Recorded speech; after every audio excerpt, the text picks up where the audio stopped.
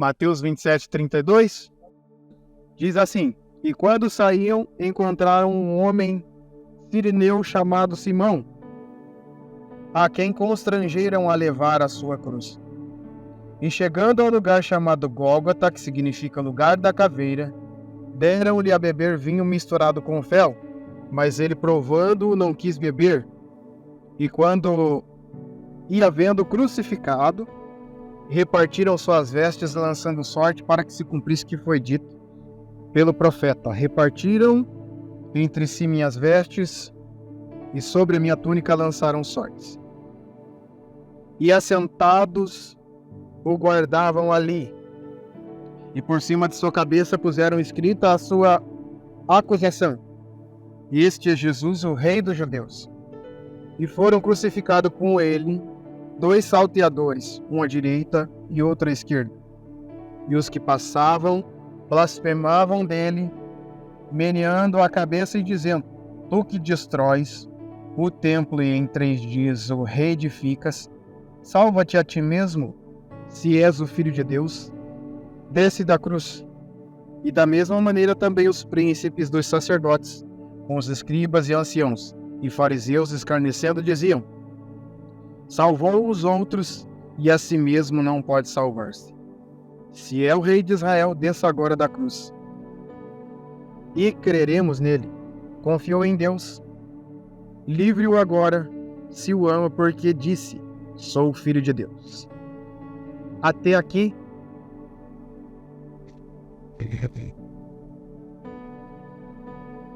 O texto que a gente leu menciona os passos finais de Jesus Cristo. Os passos finais, depois de uma longa trajetória, Jesus num ministério de 3 anos e meio, agora está sendo levado para ser crucificado, por a sentença que deram a ele por conta de uma falsa acusação. Jesus foi acusado, foi condenado injustamente, um crime que ele não cometeu. Na nossa visão, mas na visão dos judeus da época, dos fariseus, ele estava cometendo um pecado, e assim conseguiram levar ele para a crucificação. Algumas partes desse texto que a gente leu me chamou a atenção. Por exemplo, Simão, o sirineu, foi constrangido a carregar a cruz, que Jesus seria crucificado. Eu me lembro, quando eu olho para esse trecho, que Jesus nos diz, está lá no livro de Mateus, capítulo 16 e versículo 24, ele diz assim: Se alguém quer vir após mim, negue-se a si mesmo, tome a sua cruz e siga-me. Simão sirineu estava levando a cruz física. A cruz que Jesus nos manda carregar é outra cruz. Não é a cruz de madeira exatamente. A cruz que nós temos que carregar são todas as situações que vão acontecer na nossa vida, mesmo que injustamente, que nós vamos carregar, nós vamos suportar por causa do amor em Jesus Cristo. Então Jesus nos convidou a levar a nossa cruz. Sirineu estava levando a cruz. O que eu vejo também é que ele carregou a cruz, mas não foi ele quem foi pregado. Nós carregamos a cruz, mas quem foi morto nela foi Jesus Cristo em nosso lugar, para salvar-nos dos nossos pecados, para nos livrar do poder que a morte tinha através do pecado sobre a nossa vida. Então, ele estava totalmente perdido. Eu estava afundado em drogas, em bebida. Enquanto eu estava lá bebendo, Jesus estava carregando a cruz. Enquanto eu estava me drogando, Jesus estava carregando a cruz. Enquanto eu estava cheio de orgulho, me achando bom, Jesus estava negando a si mesmo, negando a sua divindade e carregando a cruz para salvar nós, pobres pecadores. Jesus carregou a cruz, foi morto nela,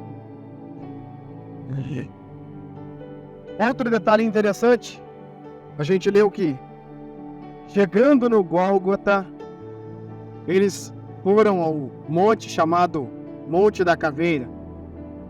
É interessante que Jesus ele está caminhando na direção do local onde ele será morto. Imagine você caminhando em direção à sua cova. Você saber que você vai ser enterrado em um determinado lugar e você vai caminhar até lá. E vai ser morto e vai ser sepultado. A gente não para pensar nisso durante os dias. A gente planeja, a gente faz, a gente deixa de fazer, mas todos os dias estamos caminhando em direção à nossa cova. Todos nós iremos encontrar com a morte algum dia da nossa vida. Mesmo que a gente não perceba, mesmo que a gente não conte os dias, esse dia chegará. O dia em que nós seremos levados até a nossa cova, até o lugar do sepultamento. Mas a cruz, Jesus Cristo, a situação toda nos faz pensar que não acaba ali. Todos nós caminhamos em direção a uma morte, que é a morte física. Mas nós temos a oportunidade de reverter a segunda morte, a morte espiritual, a separação com Deus. Jesus, ele não nos impediu totalmente de escapar da primeira morte, mas da segunda morte nós temos a oportunidade de escapar. Pela graça, pelo sacrifício de Jesus, nós podemos nos livrar da segunda morte. Deram a ele o vinagre numa esponja. O texto que a gente leu diz vinho com fel. Ele provou, mas não bebeu. Outros textos dizem que molharam uma esponja no vinagre quando ele disse que tinha sede e puseram na boca dele. A história dessa esponja com vinagre, ela é pior do que a gente imagina. É até indelicado de dizer, mas a esponja daquele tempo no vinagre era o que nós hoje temos nos nossos banheiros. É o que a gente conhece hoje por papel higiênico. Perceba, Jesus teve a esponja tirada do vinagre. Por que o vinagre? O vinagre era um meio de sanitização, um meio de matar o germe, matar as bactérias. Mas não existe um relato de que aquela esponja estava limpa. E ainda que tivesse sido pouco usado, era para aquele tipo de uso. Isso Jesus suportou. Imagine a humilhação que é beber vinagre dessa maneira, com esse tipo de objeto. Ele passou por essa tremenda humilhação por causa da minha vida, por causa da vida do Cauã, a vida da Tayla, a vida do outro Cauã, a vida do Alan, a vida do nosso pastor, a vida de todos os irmãos da igreja. Suportou dores e esta humilhação sem tamanho. Mais à frente, no versículo 32, salvo engano, diz que e assentados o guardavam. Eu acho interessante também esse trecho porque me chamou a atenção pelo seguinte: Jesus não era um cara sozinho. Jesus tinha amigos, Jesus tinha família, tinha irmãos. Eles guardavam Jesus lá, quem sabe com o pensamento de que alguém da família ou algum dos amigos fosse lá querer salvar Jesus da crucificação. Coitado deles. Mal sabiam eles que quem estava salvando era Jesus. Jesus sendo pregado, ele estava salvando. Inclusive os soldados, se eles aceitassem. colocaram um rótulo nele: Rei dos Judeus. Tem alguns trechos também que dizem que o povo tentava colocar Jesus no trono, porque no Antigo Testamento, nas profecias, dizia que viria um rei, que ele seria da casa de Judá, e por causa da promessa que tinha sobre a vida de Davi, que sempre haveria um descendente dele no trono, eles pensavam que Jesus seria esse rei.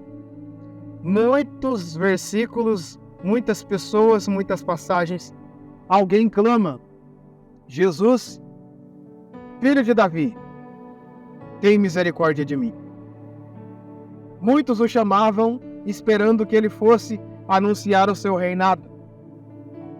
Que Jesus fosse sentar no trono, aqui na terra, governar sobre a nação de Israel. O rótulo Rei dos Judeus é porque ele era descendente. João 1,11 diz assim: veio para o que era seu, e os seus não o receberam. Colocaram ele num trono, aonde a nação para a qual ele veio não o aceitou. Não é para menos. Lá no versículo 36 de João 18, ele responde: o meu reino não é desse mundo. E é por isso que ninguém aceita aqui. É por isso que não aceitaram na época. Nós entendemos pela fé. Jesus, ele não é rei de Israel, não é rei dos judeus, não é rei da Inglaterra, não é rei dos Estados Unidos, não é rei da Alemanha. Ele é rei dos reis. Ele é rei dos céus. O reino dele não é deste mundo. Os seus soldados não são homens com uma farda verde camuflada. Os seus soldados são anjos, são serafins, são querubins, são arcanjos. Deus não precisa de soldados humanos. Eu me lembro de uma passagem onde um rei chamado Senaqueribe afrontou o povo de Deus. E o outro rei orou pedindo a Deus. Esse rei Senaqueribe falou: os deuses das outras nações não puderam me parar. Quem é o seu Deus para me impedir de ir contra você e vencer? Ele orou para o Deus dos céus. E o Deus dos céus, o Deus desse rei, mandou um anjo que matou 185 mil soldados que investiam contra aquele rei. Um anjo de Deus, 185 mil soldados inimigos abatidos. Imagine vocês o quão poderoso é o nosso Deus. Se um anjo, que é criatura, tem esse poder, quanto mais o Criador.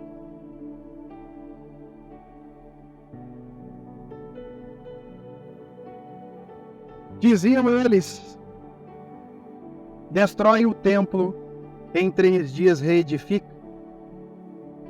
Eles dizem isso porque Jesus passou pelo templo de Jerusalém e disse essas palavras, e eles não souberam entender. O templo que Jesus falava não era feito de tijolos, não era feito de madeira, não era feito de pedras remontadas. O templo que Jesus falava era o seu próprio corpo. Deus derramava da sua presença, manifestava a sua presença sobre a arca da aliança. Mas a presença de Deus não estava presa na caixa. A presença de Deus nunca esteve presa, nunca esteve parada em um objeto.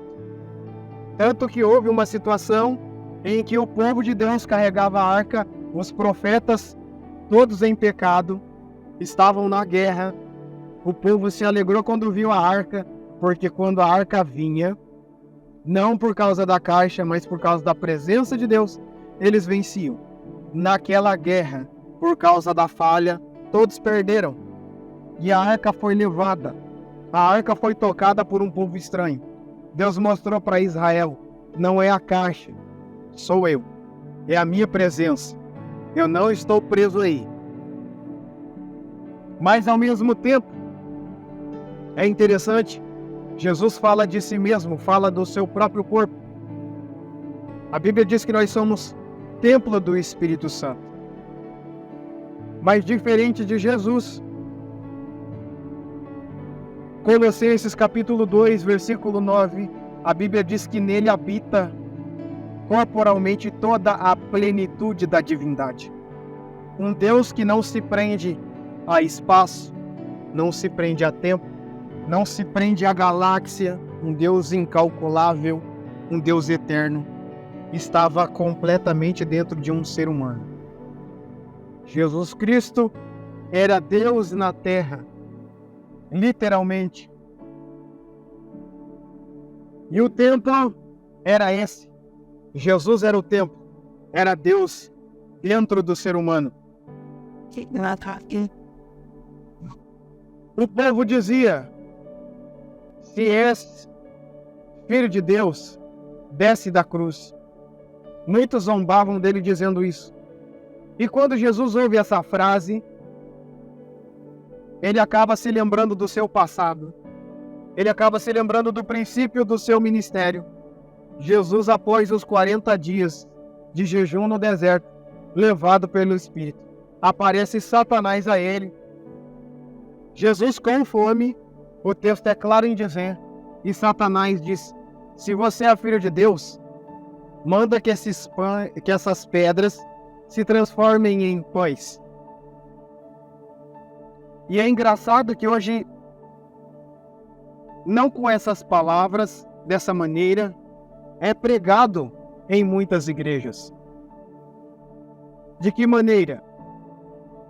Nós somos filhos de Deus. É pregado que Jesus salva, que Jesus cura, que através dele, através da fé nele, nós nos tornamos filhos de Deus. E por causa disso, eles pensam que nós estamos isentos de sofrimento, isentos de passar dificuldade, que nós não vamos ter fome, que nós não vamos chorar, que nós não vamos sofrer. Mas quem foi o primeiro a pregar dessa maneira foi Satanás. Quis pregar para Jesus Cristo: você se diz filho de Deus, e está aí passando fome, e está aí no deserto, e está aí na dificuldade, está aí nesse lugar sem nenhum tipo de recurso. Você é filho de Deus. Essa não é uma situação digna de um filho de Deus, na visão de Satanás, e a visão que muitos adotam. Mas Jesus tinha algo chamado identidade. Jesus sabia exatamente quem ele era em Deus. Jesus sabia que ele era filho. Se ele faz a pedra virar pão, ele deixa de ser filho? Ele não deixaria de ser filho. Mas esse não era o objetivo. Esse não era o propósito. A identidade de Jesus não mudava por causa da condição dele. E nós também devemos entender isso e viver isso. A nossa identidade não depende da nossa condição. Não depende da situação em que a gente está passando. Se ele desce da cruz, ele continuava sendo filho. Mas ele não desceu da cruz, não porque não podia, porque ele tinha um objetivo, porque ele sabia quem ele era. Ele sabia o que aquilo ali iria significar para a nossa vida hoje. Jesus entendia a necessidade de permanecer.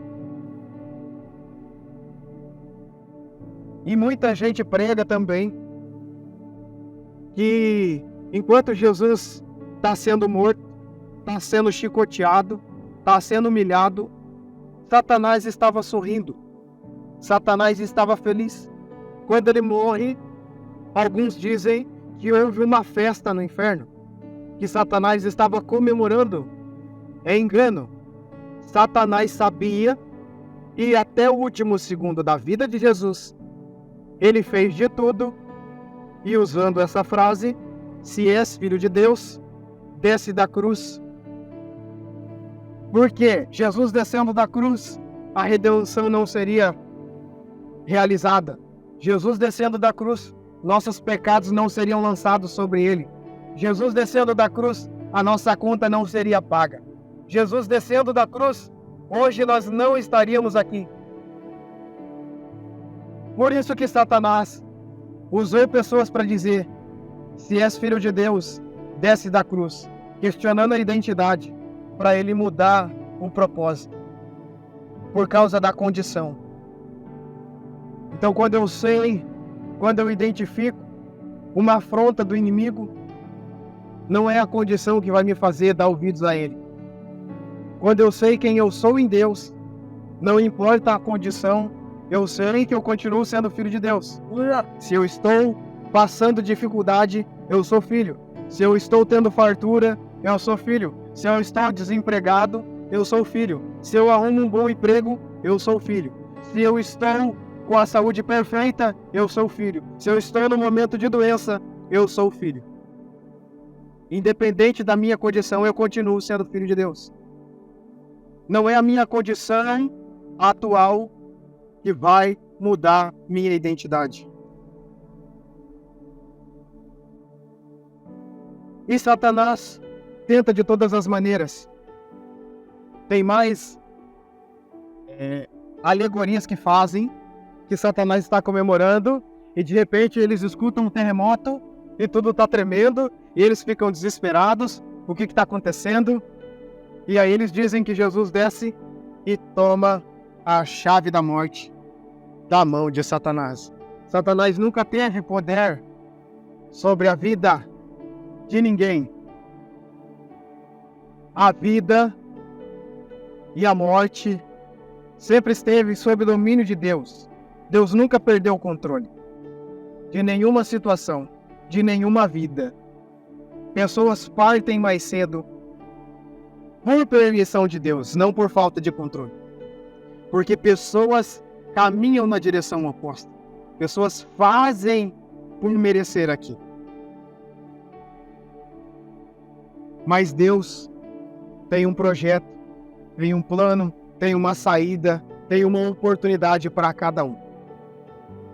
E aí Jesus está na cruz, ele entrega o seu espírito na mão do Senhor.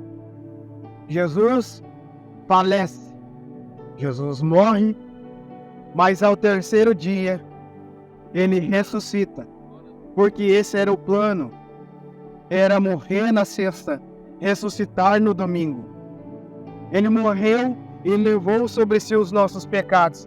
Ele ressuscitou no terceiro dia e nos deu a vida eterna. Pela fé em Cristo Jesus, nós alcançamos a vida eterna. E que hoje nós possamos entender, e nós possamos crer, que nós tenhamos a nossa identidade bem definida em Deus. Que nós possamos carregar a nossa cruz todos os dias. Que nós possamos ir até o fim. Que nós possamos suportar as aflições, sem nos abalar, sem nos se preocupar, sem olhar para a situação e achar que Deus está esquecendo de nós, sem achar que Deus está nos deixando de propósito, passar por uma dificuldade sem nenhum sentido. Tudo que nós passamos na vida, Deus quer nos mostrar algo, quer nos ensinar algo, uma lição diferente, nos preparar para a eternidade com Ele na glória. Nada pode nos separar do amor de Deus. Nem a morte, e aí eu entendo o que Paulo diz, nem a aflição, nem a angústia, nem a altura, nem a profundidade, nem a vida, nem a morte, nada pode nos separar do amor de Deus. E que Deus possa nos abençoar, plantar essa palavra no nosso coração, regar esta palavra, que ela frutifique, que todos os dias da nossa vida a gente lembre dele e a gente pense no que ele fez e a gente valorize a oportunidade que nos foi dada. Em nome de Jesus. Em nome de Jesus. Vamos orar?